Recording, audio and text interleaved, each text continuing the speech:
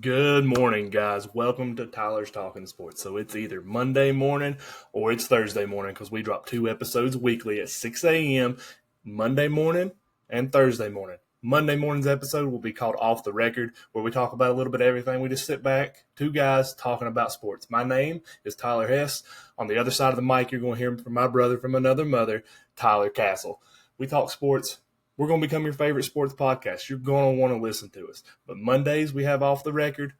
Thursday morning is where you find out what's getting ready to happen this upcoming Saturday in college football. We go over the biggest matchups, who's going to win the Heisman, who we think is going to win. We also talk about the local games here in Southwest Virginia and East Tennessee. So we're so glad to have you guys, but do us one favor. It's one itty-bitty favor. If you don't care, whatever it is you're listening on, because, guys, we on everything. We on all major podcasting platforms, and we're on YouTube, and we're on Facebook. So be sure you hit that follow button. Be sure you follow us, subscribe to us, do whatever you can. Every little bit helps, guys, and we appreciate everything. We're doing this for you guys, and we hope you fall in love with us. Love us or hate us, we feel like you're going to come back. Thank you, guys. Enjoy this episode. This episode is brought to you by Next Level Fitness Club in Lebanon, Virginia.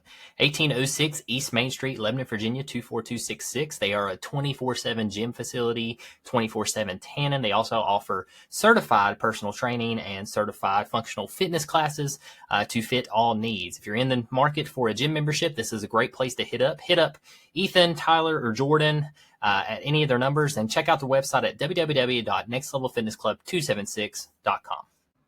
This episode is brought to you by Little's Lawn Care. Little's Lawn Care is the all-you-need lawn care people. You need your yard mowed. You need your leaves blowed out of your yard. You need your gutters cleaned out. Contact Little's Lawn Care at 276-698-5104. Again, that number is 276-698-5104. You can text them and you can call him. His name is Brandon Little. He's an incredible person, and be sure you let him know that Tyler sent you. And we're live! Season 2, Episode 29, Transfer Portal, Heisman Talks, Army, Navy, Game, and more. Happy Thursday morning. If it's your first time tuning in to Tyler's Talking Sports, we sure do appreciate having you. On the other side of the mic, my brother from another mother, Tyler Hess, and myself, Tyler Castle, bringing you Tyler's Talking Sports. Hess, you having a good week so far? It was great. That's a great intro. Let's see, man. I'm having a good week. Overall, yeah, I'm having a good week, but I'll be glad when it's the weekend as far as work goes. Whoa. Rushing your life, man. Yeah, man. And I got to be at work at like 4 a.m. Friday morning, so I'm just kind of want to go ahead and get that over with. Hey, well, we're almost there. Speaking of going to work at 4 a.m. in the morning, if you're not already subscribed, liking any of our social media, subscribe to us on YouTube, following us on everything, go ahead and do that. I'd love to just be able to just not have to worry about getting up at 4 a.m. to go do my job, so I can sit here and give you all the best college sports content we can give you every day. Absolutely. I love that. Yeah, I love that. I'd love to do that myself. Yes. We're so close, guys, to 1.2K followers on Facebook. I think we're like 15 off now, 14, something like that. So slow and steady growth is the best. But we're close, guys. I want to hit that 1.2K. Hopefully, y'all can help us out. Share with your friends. Share with your buddies. Yes. Share these lives. We're posting, or they're not these necessary lives, but share this post on Facebook. It'll be up live, of course, on Facebook. So make sure you share this. It helps out. The more views, the better. But yeah, if you haven't listened to this week's episode on Monday, we did go over the college playoffs. So if you want to go back and re-listen to that, we went in pretty in depth for about an hour on the college playoffs. Probably one of the best episodes we've done. Yeah, I loved it. It was just not a lot of notes. It was just straight from the dome. I had a couple that's usually the best ones.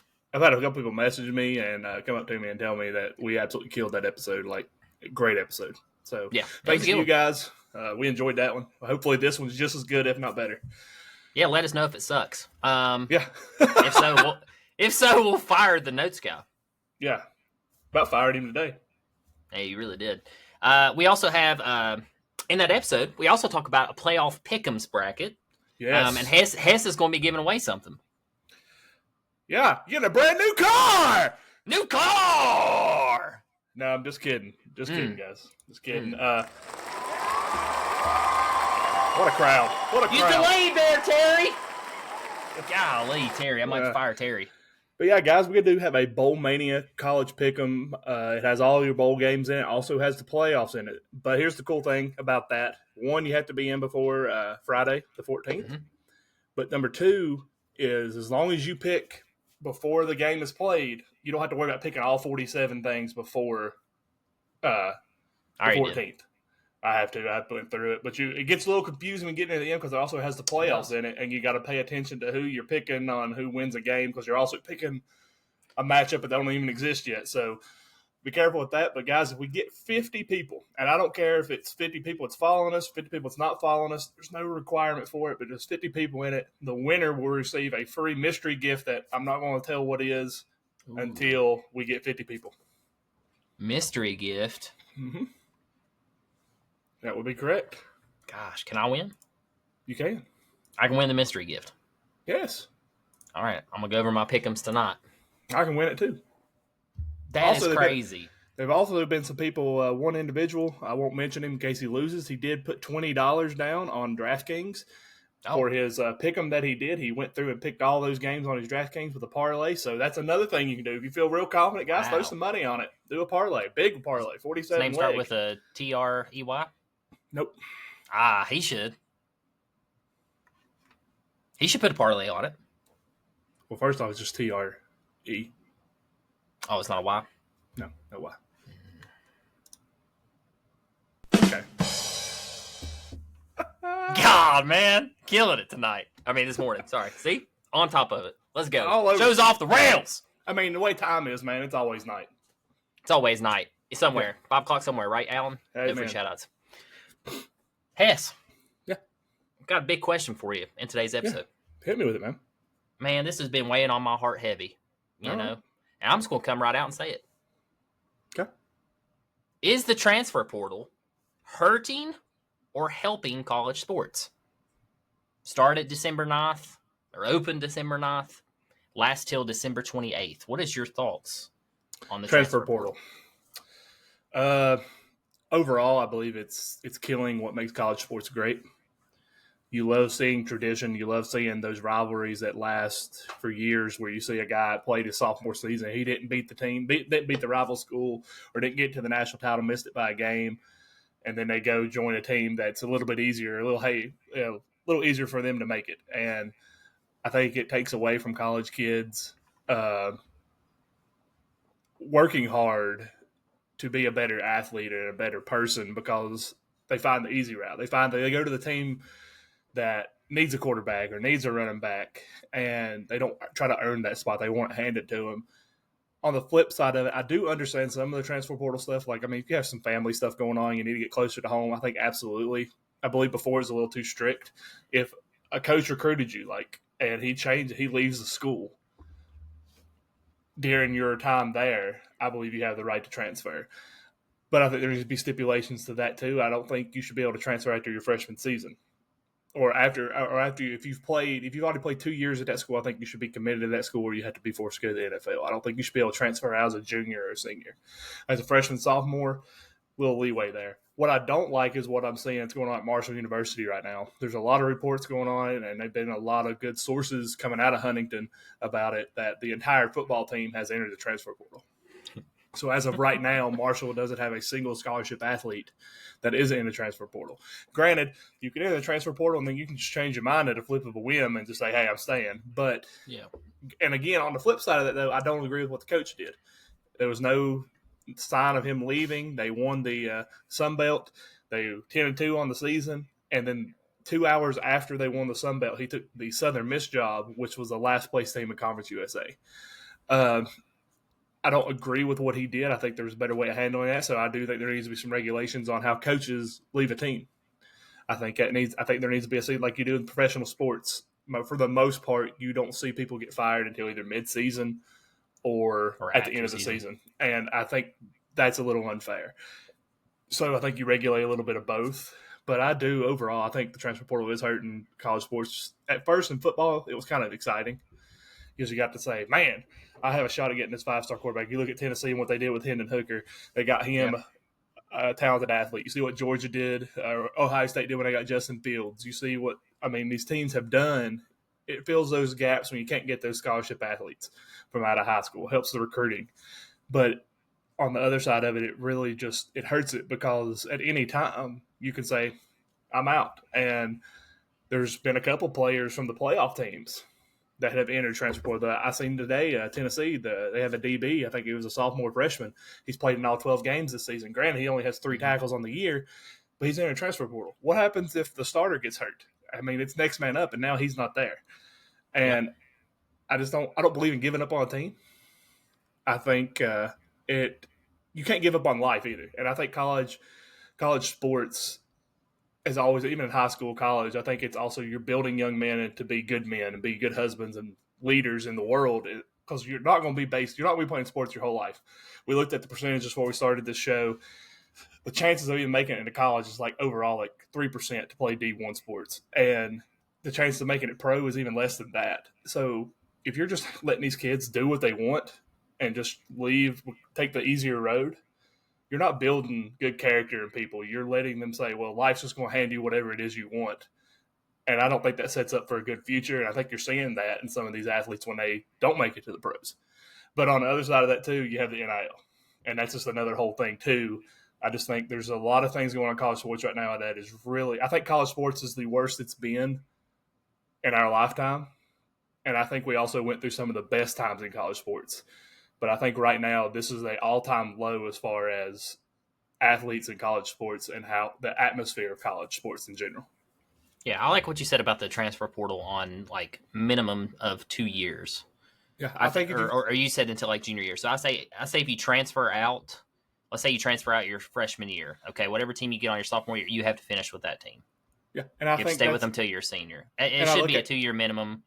I think there should be limits on the transfer portal. I don't think, one of the big, I know we're going to get into like some of the biggest names in the transfer portal coming up here in just a second, but one of the biggest ones, which I'm sure a lot of our listeners already know about, is Malik Murphy.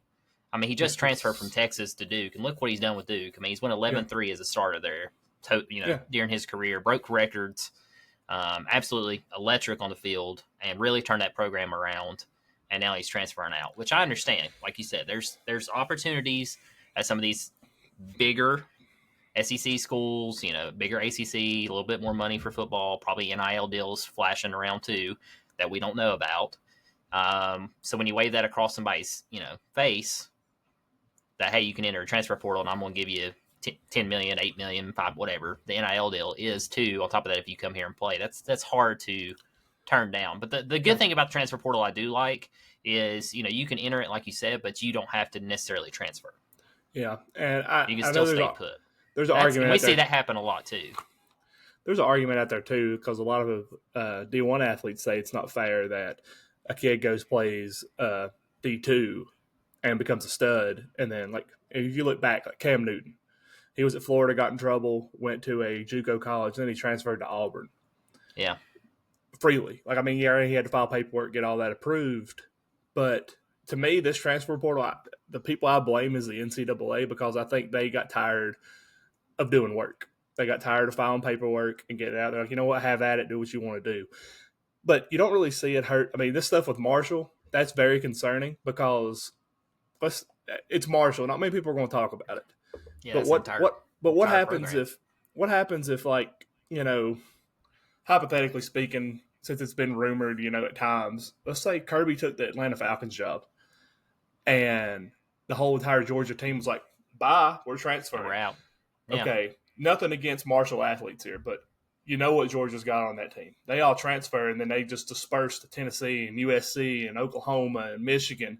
And then Georgia has nothing, and then these other teams have the money to get these. Yeah. You have to do a complete rebuild. I just don't agree with it. And the thing, too, a lot of people don't look at it, because, I know we're focusing on football here, but you look at it on a baseball perspective. Baseball is very limited on scholarships. I think most baseball programs, don't quote me on this at all, I think they get around 10 to 12 scholarships per season.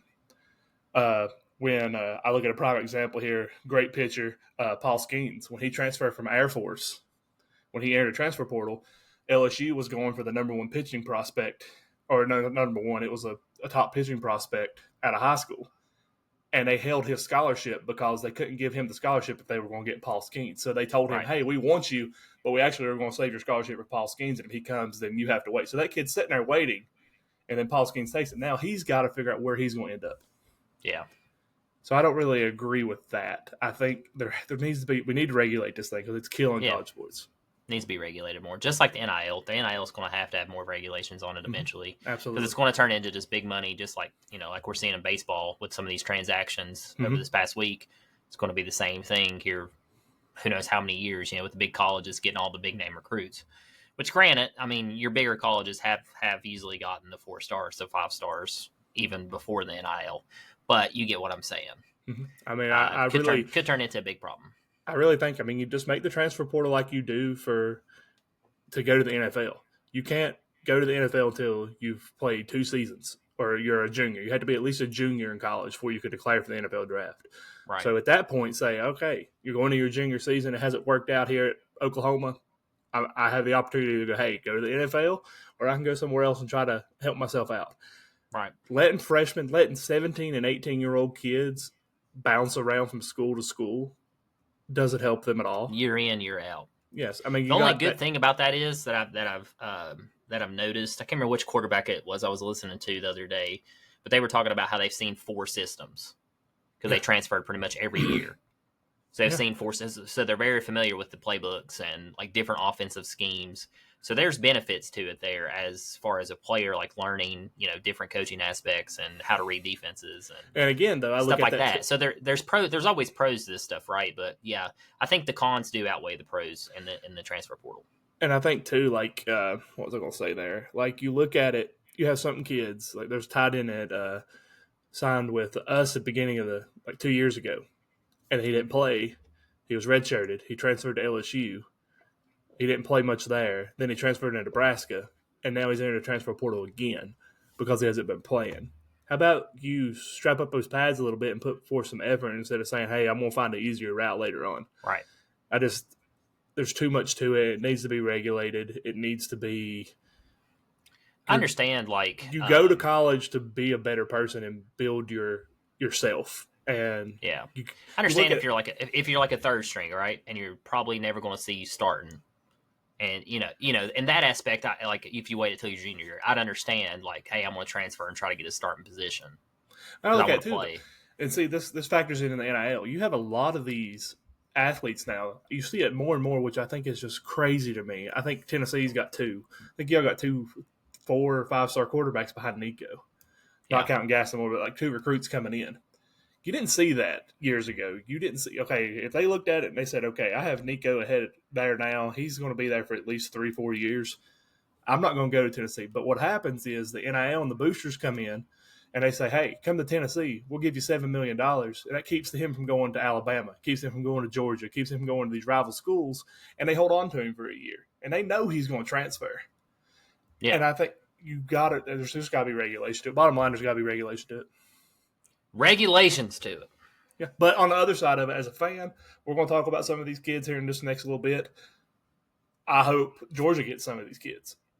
As a fan, I'm excited. Like, hey, yes, great, bring them. I'd love to have them. But on the other end of it, look what Hendon Hooker did. You just mentioned a minute ago. Look what he did for Tennessee. I love the transfer portal in that aspect. I'm not going to say there's pros and there's cons, but I do think there needs to be some regulations. Absolutely. I really do. All right, yeah. So. Next section. I love it. You like that transition 5? That was nice. Already more than 3,800. Sorry, guys. And of course, we're recording early, so there's probably more than that now. But already more than 3,800 players entered the transfer portal. Thousands more to come. Biggest names in the transfer portal so far. This is the ones we have wrote down. I'm gonna go through these first couple here, Hess, and I'll let you finish up. So Eric Singleton Jr. I guess he's at Georgia Tech. Is that correct? Yeah, Georgia Tech wide receiver. Yeah, rated number 1 transfer right now in the transfer portal. Yep. Any rumors on where he will be heading? Or do you see him fitting somewhere better? The crystal ball has him 46% to Auburn and 54% to Georgia. Gosh, he'll probably go to Georgia. He's already at Georgia, so probably staying in Georgia. Close. Next up here is Micah Hudson, Texas Tech.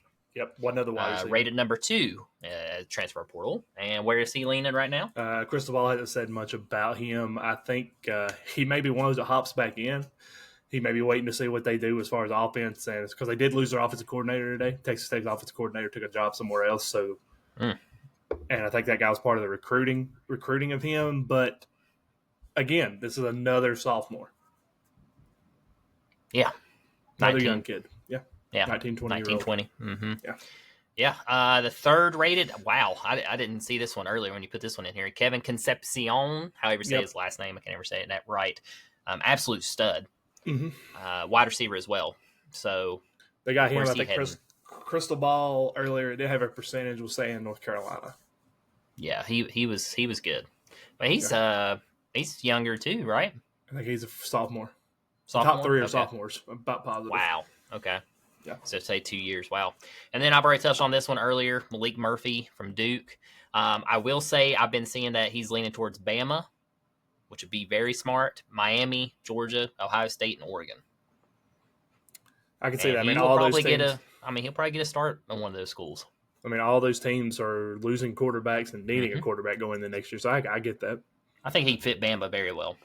But I also think it would be really cool if he came back again at Duke. Yeah. Oh, yeah. I think it'd be awesome. Yeah. I mean, he transferred out of Texas to Duke, and then he stayed 1 year, which you can't – I don't blame him on that aspect. I mean, if you have a chance to go play in SEC for Bama and Georgia and start, I mean – yeah, that's primetime football. I'm sorry, guys, for ACC listeners, but it's true. It just is what it is. Next up here, big name. This is a guy I think's leaning towards Georgia, in my opinion. Connor Wagman from Texas A&M. Wagman. Yeah. I know, but it's spelled weird. W-E-I-G-M-A-M. You gotta have that cowboy. Really? It's Wigman. Wigman. I always say Wagman. You gotta have. I'm from the South. Wagman. You gotta have that. You gotta have that. You gotta have that washcloth, man. Yeah. Connor Wagman. Connor Wigman. Where's he heading, Ness? Honestly, he coming to you? I think he's Auburn. Auburn, really? You think he's going to go Auburn? It's going to be at Auburn. It's going to be between him and Jackson Arnold. Yeah, Jackson Arnold's leaning towards Auburn. That's what I think. That's what you told me, actually. Yeah. He's visiting him this week. I really do think he could be at Georgia. If I can find anything, you keep talking. I'll see if I can see anything about it. Next up here, Miller Moss, another quarterback for USC. USC losing a big quarterback. Miller Moss was excellent at the beginning of the season. He was in Heisman talks. Absolutely tore up Texas A&M, if y'all remember that first game of the season. Did very well. Had some really good games. I think against Michigan, too. He played pretty well. But he just didn't have nothing around him. So curious to see where he goes. I think he'll probably stay on the West Coast, if I was guessing. The two right now for him. He could be linked to Oregon, too. The two for him is Louisville and Missouri. He's visiting both of them. What? That's the two he's looking at. I figured for sure he'd stay on the West Coast. Louisville's losing Tyler Shaw, and Brady Cook's leaving Missouri. So Brady Cook's a senior. Brady Cook's a senior. So is Tyler Shaw. Both of them are. Brady Cook's part entering the draft. Tyler Shaw's debating on entering the draft. Yeah, Brady Cook definitely needs to enter the draft. Next up here is Darian Mensah from Tulane, another quarterback who can sling it. Touch base back on Connor Wigman. Iowa looks like the hotbed for him. Iowa, okay. Mm-hmm. Hearing rumors that Iowa could potentially spend big money on top quarterback transfer Connor Wagner. If I was a quarterback, I'm just going to say it right now, I wouldn't go to Iowa. We'll see. McNamara, that was at Michigan 2 years ago, transferred there. Now he's transferring out, and they're saying he may go back to Michigan. Michigan QBU, huh? Turning into it. Jackson Arnold, you already touched on him. Yeah. Leaning towards Auburn. He's currently he's kind of been back and forth at Oklahoma. He started and then he wasn't starting. So, we'll see what happens there. This is a big one. This is a big one right here. Caden Saltier. Liberty quarterback transferring. That would be a stud. He is visiting Colorado, Syracuse, and Florida State. Colorado, Syracuse, and Florida State.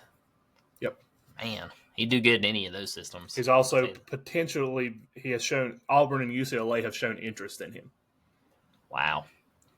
Yeah, if it comes to SEC, sorry. I think he'll tear it up. Also, can't remember his name, the running back for Liberty.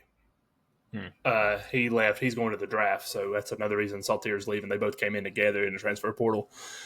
and they were roommates. So I think that's it's another Salter. Honestly, I think we've been Salter. saying it Yeah, wrong. it's Salter. It is Salter. Yeah, it's Salter. Yeah. Mhm. Justin Martin from UCLA, another quarterback in the transfer portal. Any Yes. linkage to him? I'll let you know just 1 second. Justin Martin. He's visiting Florida this week. It's the only place he has 2 years of eligibility left, and he's visiting Florida. That's the only link to him right now is Florida. Well, he won't get the job there. So, Matt Sluka. This is UNLV's quarterback who announced he was going to enter the transfer portal back at the beginning of the season. Where is he tied to now? I would be curious to see if he follows the head coach, but I think there's a little bit of stuff there because UNLV's head coach took the job at Purdue.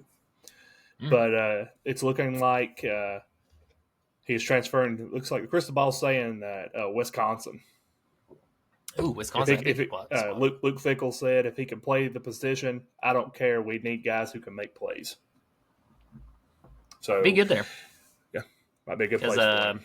What's his name? Van Dyke. Holly Van Dyke. He's in the transfer portal. He's in the transfer portal. But he got injured really bad. Yes. I'll see if there's anything about him.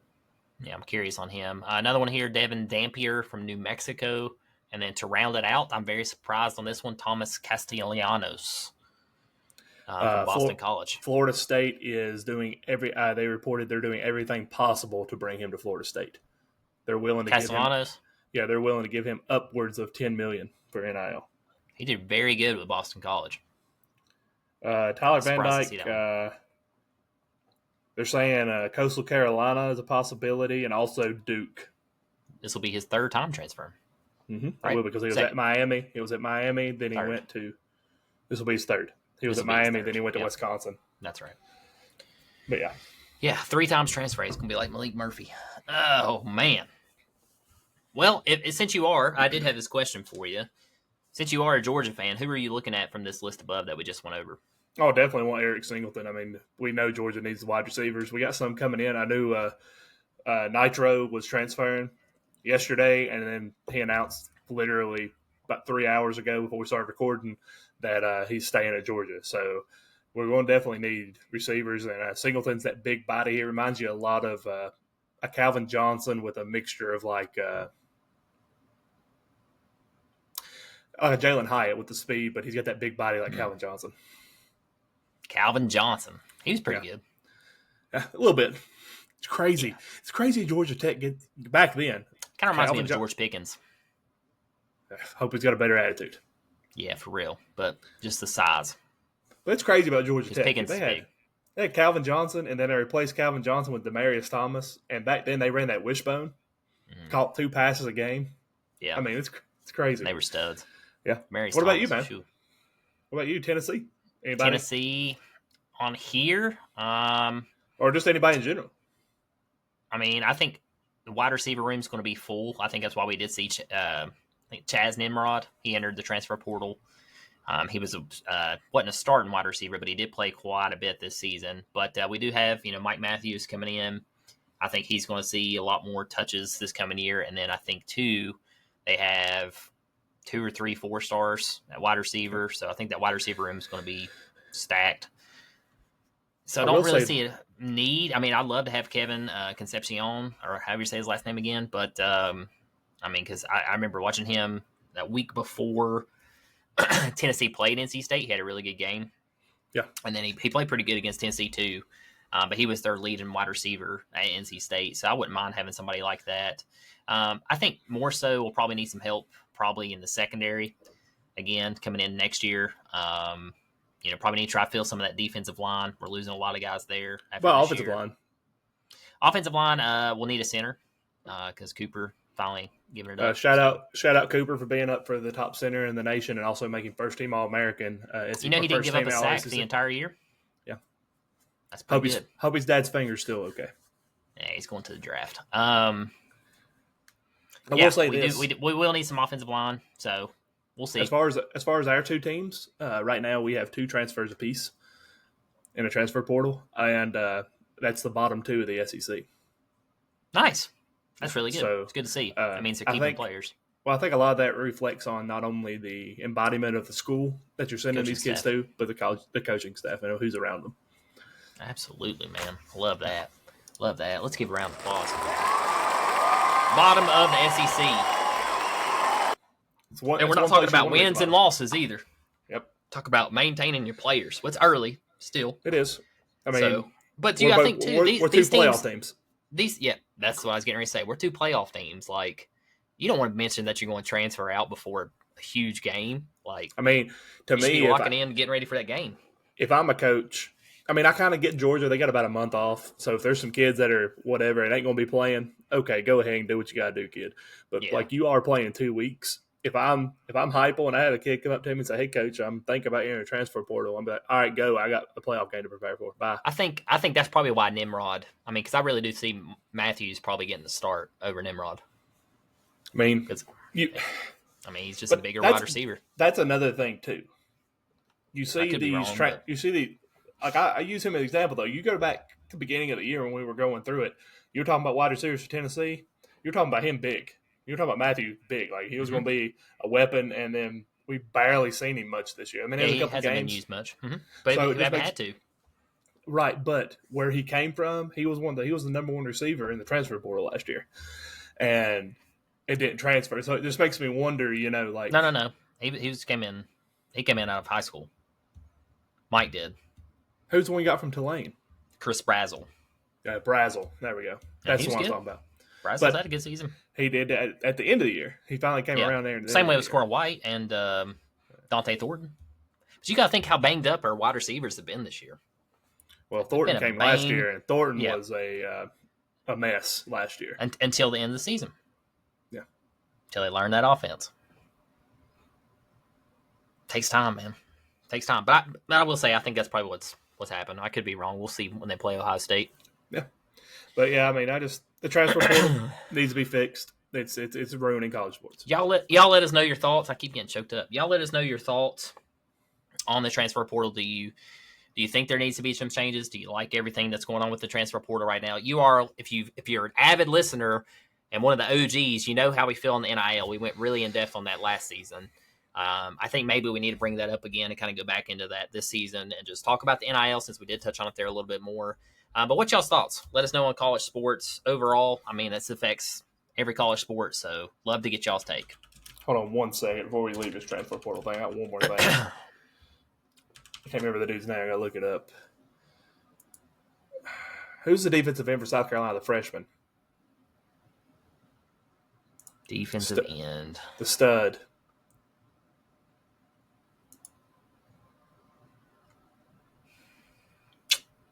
Not ringing a bell right off. He led the SEC in sacks.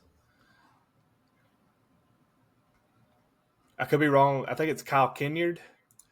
He was led the SEC in sacks as a freshman, first time ever that's ever happened. He had to come out today and make a personal message that he wasn't entering the transfer portal because there was rumors that Alabama and these other teams were offering him big money to leave South Carolina to come to their program. He had to come out and say, I chose the Gamecocks. I'm saying, see, that's just another thing. You just gave a freshman, 18-year-old kid a distraction that he didn't need. Yeah. Yeah. Like, it just makes me wonder, like, how many times are these players playing, and after the end of the game, the coach comes up to him, hey, man, good game. Keep playing strong next year. We'll bring you to Alabama for $10 million, Like, yeah. Like, why you say that money? That's what I said. Yeah. Flash that money in their face, see what happens. Yeah. Yeah. And then he gets to Alabama and you don't start. But it could be like Soto, leave over $5 million. I'm not mad. He left over because y'all wouldn't give him a suite. Suit. Suite. Oh, I thought it was a suit. No, he wanted a suite for his family because apparently his mom got abused during Yankee games last year. I read that wrong. I thought it said suit. Nope. His Yankee fans were really mean to him, and he offered, or to his mom apparently, and he went to Cashman and said, I want to have a family suite. And they said, well, Judge has one and he pays for it out of his own pocket. If you want one, you got to pay for it. And he said no. And then Stephen Cohen, the owner of the Mets, he said, we'll give your family their own suite and you don't have to worry about paying for it. So that's why he chose the Mets over the Yankees. Sell out. Hey, man. Yeah, buddy. All I gotta say about that is pentagon, hexagon, octagon, sotogon. That's right. Hey, boy. Sorry to get on baseball there, guys, but I'm a little salty. We are baseball fans. We're baseball fans back here. I mean, we do follow baseball. We just don't talk about it much, but we do like baseball. Got Max Fried. Congratulations. Heisman finalist. Yes, sir. Where one will be crowned as the 79th Heisman Trophy winner this Saturday, 8 p.m. The finalists. Are you ready? We going live? Are you ready? Are we going live? Are you ready? I am. Dang, that's a long drum roll. Yes. Travis Hunter is favored to win the Heisman right now. Next up, Ashton Jeanty, Cam Ward, and then to round it out, the final four, Dillon Gabriel made it. Wow. Yeah. Got fixed that. Yeah, you're fine. Hat, man. You're good now. You're fine.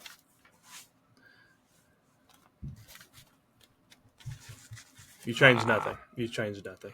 Didn't fix a thing. Golly, man. Nothing, Soto just got me all mad. Yeah. But, yeah, how you feel about that? Travis Hunter is the heavy favorite. It's minus 2,500. Rightfully so. Rightfully so. Travis Hunter. Adam special. No free shout-outs, Adam. Ashton Jeanty was, this was a fun fact for y'all, he was plus 50,000 Heisman odds heading into the season. Yep. Plus 50,000. Man, somebody put 5 on that and he wins it. Whew. Imagine putting $5 on it and he finishes second. I would have been smart and just put 5 on him being a finalist. Yeah, I mean, you could have done that probably. I don't think the odds were as high, but if he wins, it was plus 50,000. I don't agree with Hunter being a heavy favorite. I really think this thing comes down to a really close vote. I don't think you're going to see more than like 20 votes between the two for first place. I think you're going to see both of them receive first place votes. Okay.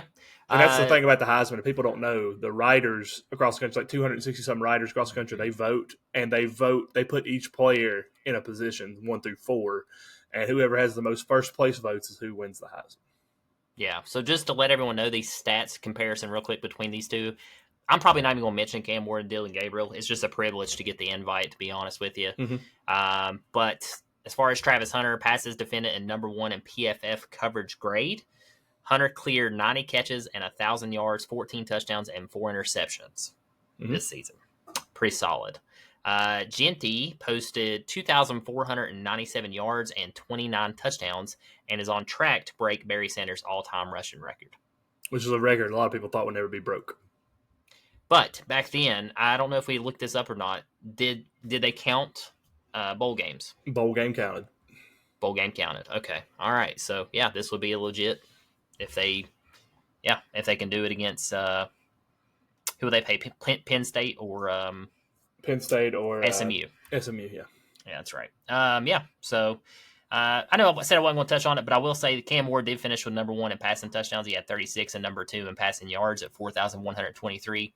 Prime example of a great number 3 in yards per attempt. 1, 2, 3 in those 3 categories. I mean, that's pretty solid. Dillon Gabriel, another transfer. Yep. Exploded. That's wrong. 3,558 yards and 35 total touchdowns, and has a perfect record with Oregon at 13-0. Yeah. So I understand putting him in there. I do think Scatabo deserved an invite. Absolute disrespect. Yeah, that is a lot of disrespect. I think it's. This year, I don't think we're definitely not going to see a quarterback. It's either Jeanty or Hunter as the final two. Yeah. But I think we had a lot more running backs this year. I mean, you could have put Dylan Sampson, Scatabo, Ashton Jeanty. There's probably a few more that I'm leaving off the list that could be in the conversation. Mm-hmm. So, yeah. I think it's funny. You look back at the beginning of the year, Carson Beck was the favorite for the Heisman. Yeah. Yeah. Oh, well. That's what I think about that is. Just give Carson Beck. Just to give an update on him. I was going to ask you about an update. Yeah, he is out for the Sugar Bowl. That's all they're saying now. But his family and him are seeking a second opinion. The rumors are he does have a complete tear of his UCL, which if you don't understand that in baseball, you hear these, you hear pitchers getting Tommy John surgery. Brock Sorry, Purdy had I'm it not last laughing. year. I'm not laughing. He'll be out 8 to 11 months. Also, another injury. I just want to throw it out there. The fastest man on Georgia's team, our punter, Thorson. He tore every ligament in his knee on his non-kicking leg. He is out. Geez. He's out for a year. Fun fact about him. That was like back-to-back plays, man. Or, well, not back-to-back plays, but it was like third quarter and then, second quarter right at the end. Fun fact about him, they had he chased down somebody and made a tackle. He was the only punter in the country at one point didn't have a punt returned on him. And Georgia, he punted one and the coverage team to get down there. Well, he ran down there and made the tackle. Like, a dude only got like 5 yards. I think it was against Tennessee. I think he did against Tennessee. Well, they timed him, and he was like the fastest dude on the field. Like, he ran like 50 yards in like 6 seconds.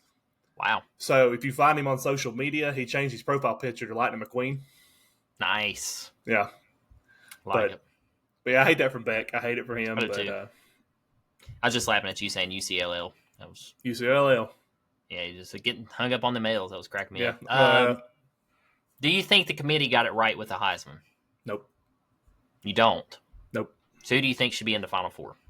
Travis Hunter, Ashton Jeanty, Curtis Rourke, and Scatterbo. Really? Mm-hmm.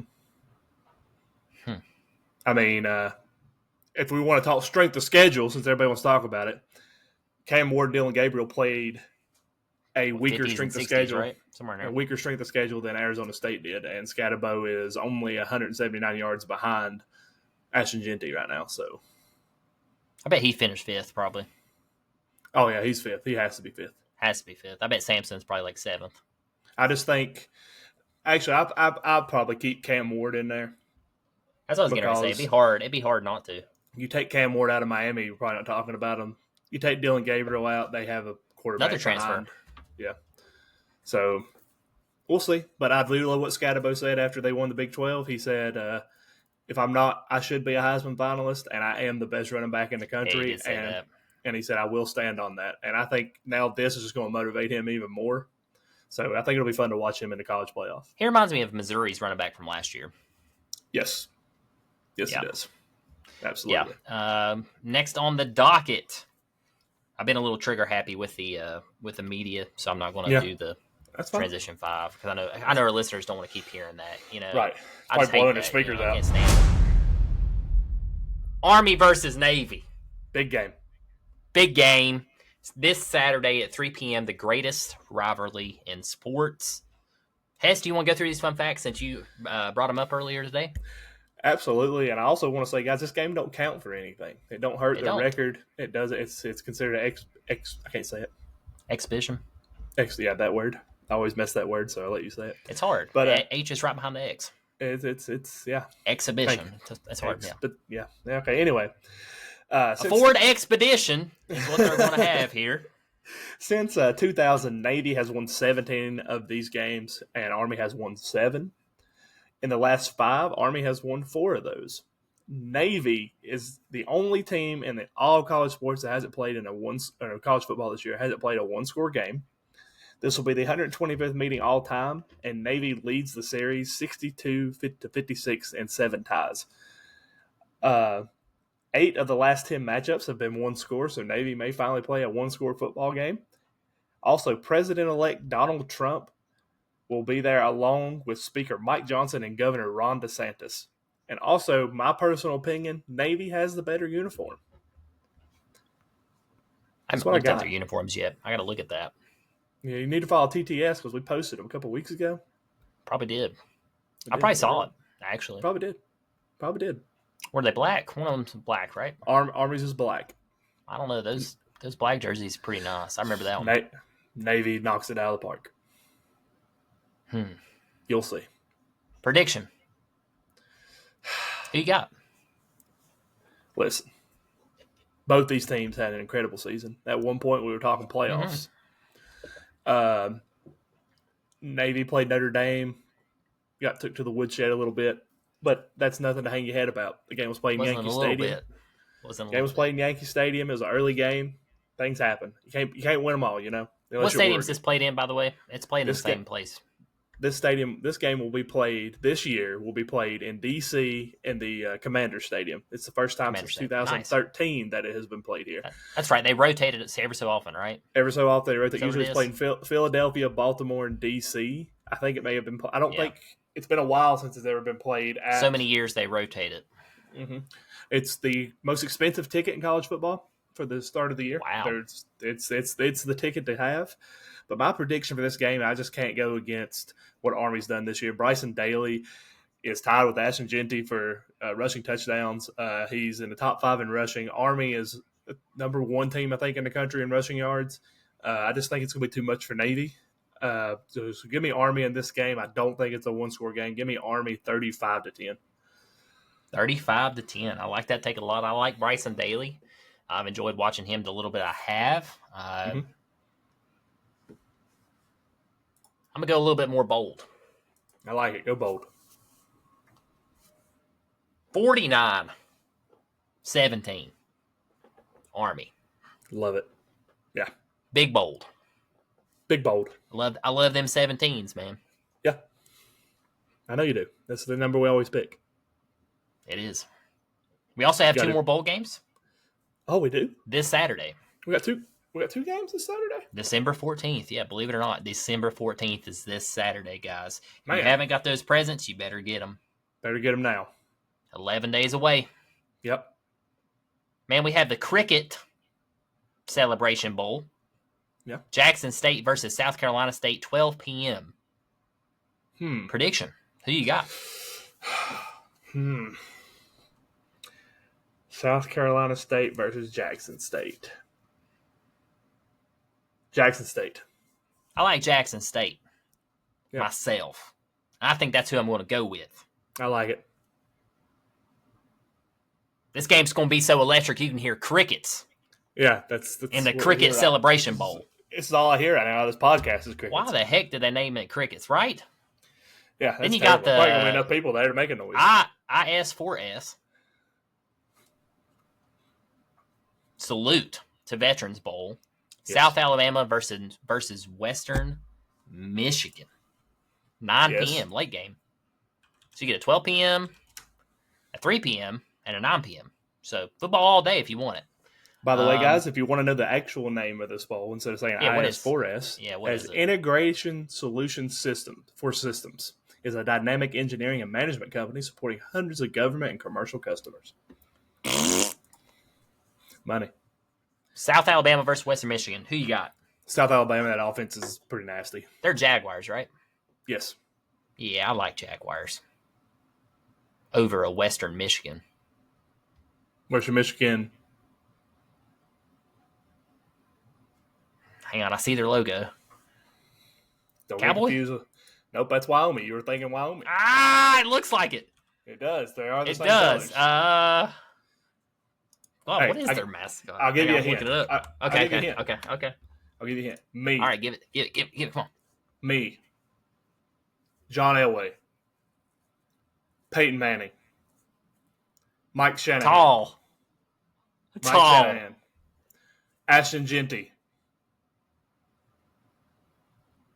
The Broncos. I was naming Bronco players. Why'd you say Ashton Jeanty? Do you think he's Boise going to go State. to Broncos? The Boise State Broncos. Boise State. God, I'm out. All right, man. I don't know why I you do are- a pod. Why are you talking? Why even do this? You talked into your headphones. Talking to him, baby. Hey, it's getting late. It's getting Early. late. Bright and early in the morning for y'all, but late for us. You talk. They can guys, hear it both ways. I they need can't y'all see to my go mic. back. I need you to go on YouTube and watch this. He pulls off the headset and talked into the headphone. Well, you can hear it. They can hear it. That's all that matters. That's all that matters. Broncos. Yep. Why can I not think of that? I was thinking Mustangs. Got SMU on the brain. I know, but now I was thinking like Wyoming with the Cowboys. You know, I knew it was something like that. Yeah. Something like that logo. It's brown. Their color's brown yellow too, right? Yeah. Something like that. See, had it in my brain. Just could not You had it remember what there. it was. You did. You know, since I suck so bad at college football, let's go college basketball real quick. Yeah, let's do that. Let's talk about the round ball a little bit. college basketball AP poll rankings released this week. We have a new number 1, the Tennessee Volunteers, who just beat Miami last night as well. So now they're 9-0. Auburn sitting at number 2. So 2 SEC schools at the top. Mm-hmm. Auburn's only loss came to Duke. Came to Duke. Number 3, Iowa State. Duke moved all the way up to number 4. Mm-hmm. Kentucky, number 5. Marquette, number 6. Alabama, number 7. Gonzaga, number 8. 9, Florida. A lot of SEC schools here. Yes, sir. 10, Kansas. 11, Purdue. 12, Oregon. 13, Oklahoma. 14, Michigan. Finishes up. Number 15, we have the Houston Cougars. Number 16, we have the Clemson Tigers. Number 17, we have the Texas A&M Aggies. Number 18, a team that's falling off the map, the UConn Huskies. They were like 4. They are doing a little bit better here lately, but they had a struggle there while they were in Hawaii and the Maui. I think they lost 3 in a row, didn't they? They did. Ole Miss Rebels are in 19. Wisconsin Badgers in 20. At 20 or at 20th. Anyway, Michigan State Spartans are 21st. Cincinnati Bearcats at 22. The San Diego State Aztecs at 23. Number 24, we have the UCLA Bruins. And to round out your top 25, another SEC school in Mississippi State Bulldogs. You went silent on me. There's currently 9. I was counting them up. There's 9 SEC schools in top 25. Yes, there is. I think there was 8 in football, right? That finished top 25? Something like that. So half the conference? That was just 11 in baseball. Sheesh. That's crazy. Well, let me count ACC real quick. 2. That's it. 2. Wow. Yeah. And the Big Ten's got a bunch. Yeah, Big Ten does have a lot. Purdue, Oregon, Michigan, Wisconsin, Michigan State, UCLA. State. Yeah, wow. You know what really surprised me about this right now? UNC's not on here. No, man, they're really bad right now. They're playing some bad basketball. That's starting to wonder if Hubie Davis is actually the guy there. Oh, Hubie. Yep. Hubie dooby doo.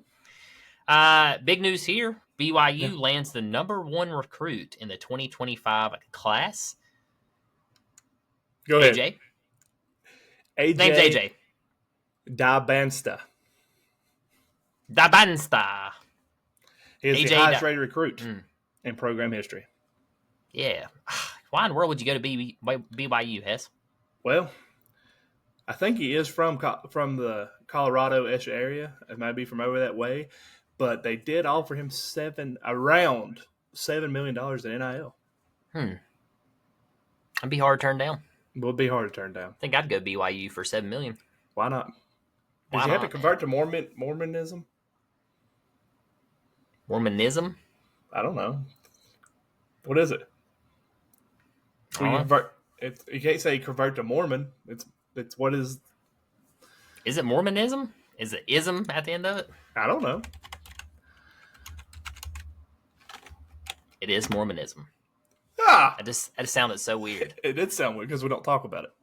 Mormonism, in case y'all are wondering, the definition from the Wikipedia is the theology and religious tradition of the Latter-day Saint movement of Restorationist Christianity. Yes, that is. Started by Joseph Smith. I remember that. And BYU is a Mormon school. That's why we're talking about it. Yeah, not to get into theology, but yeah, that's why. So yes, Hess, that's correct. It just sounded really weird when you said it. That's why it did sound weird. I was laughing, man. You know what I'm saying? You're having too much fun with that. I love that. Y'all let me know if y'all like the media. Hess showed me where the buttons were, and it's just been downhill ever since. But guys, hopefully y'all have enjoyed this episode. We have. Oh, you're not going to ask me who I think my favorite is? I was getting ready to. Oh. I was getting ready to get right into that, and you interrupted. You was not. Who's your favorite in basketball early in the season? Who does Tyler Hess from Tyler's Talking Sports? Who does he have circled right now? That's plus X amount odds. If you go ahead and use putting $1,000 on this team to win March Madness, who is that team, Hess? Florida.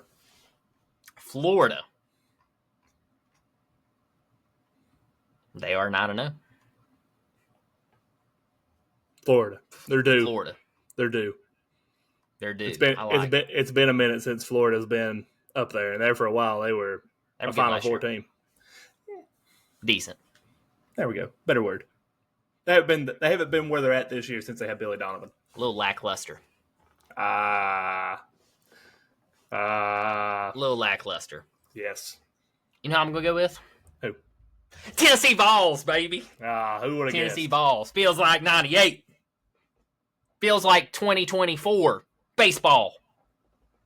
I don't know why we don't say that. Why don't we say that? Instead of saying feels like 98, we can be like, hey, it feels like 2024 baseball. I need that. Put that on a shirt. Feels like 2024 baseball. Yeah. Come on, guys. I like it, man. Golly. Good God Almighty. Tennessee fans. Lord. I'm just kidding, guys. But I would like to see No, the he's not. Vols. No, you're not. You're not kidding. Heck no, I'm not. I always pick my Vols. If Georgia was actually good, they'd be in here. Hey, whoa. They'll be ranked. Don't worry. They're coming. You'd be like, oh, Georgia. Natty, baby.